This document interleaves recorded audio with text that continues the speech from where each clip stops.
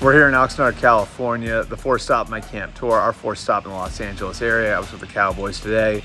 We got 5 takeaways. Takeaway number 1, you can't have any discussion about the Cowboys in 2024 without starting with the contract situations that are facing the team. Perhaps the team's 3 best players, Dak Prescott, CeeDee Lamb, and Micah Parsons, are all in contract situations. The head coach, Mike McCarthy, is in a contract year, as are Lamb and Prescott. It's a lot to deal with, and I talked to McCarthy about it earlier today, the pressure it creates for his team.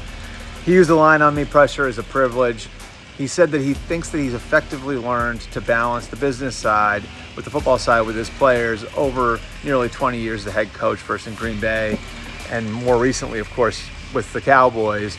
And I don't sense a great deal of concern that those 3 guys won't be with the team in 2025. Takeaway number 2, if there's any silver lining from those contract situations, it might be that CeeDee Lamb's holdout has created some opportunity for the young receivers on the team. Jalen Tolbert, a third-year man who the Cowboys have liked for a couple of years, worked with Brandon Cooks quite a bit this offseason. That's starting to show up on the field. Jalen Brooks, second-year man, a big, long target, has made progress as well. But the guy to keep an eye on here might be Kevontae Turpin, the team's Pro Bowl kick returner. Turpin's showing himself this summer to be more than just a gadget guy, which is how he was used on offense, really evolving as a receiver. And in fact, at one point in practice on Friday, he was such a tough cover that Parsons came jogging off the field to the sideline and said to no one in particular, "Terp's bad," in a good way.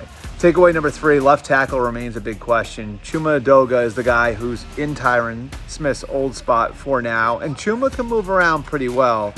But really what the Cowboys are waiting on is the development of first-round pick Tyler Guyton, who has all the tools, really good character by all accounts, but came into the league a little raw. So how quick he develops over the next month will be a big storyline, because if they can shore up the left tackle spot, everything else should fall into place in the offensive line. Tyler Smith looks great there at guard, like he's able to take it maybe to another level after playing at an all-pro level his first couple of years in the league. And rookie Cooper Beebe is really starting to push Brock Hoffman as center.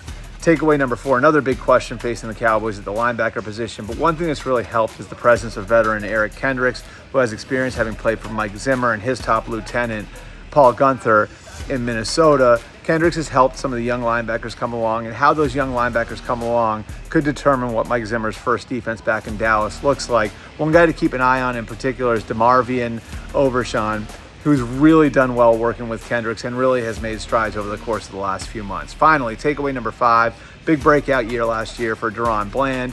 9 picks, took 5 of those picks back for touchdowns, and with Trayvon Diggs on the pup, and he'll come off of it soon in all likelihood, but with Diggs off the field, Bland is again showing that he's got the ability to be the guy. Had a spectacular interception that was the highlight of Friday's practice.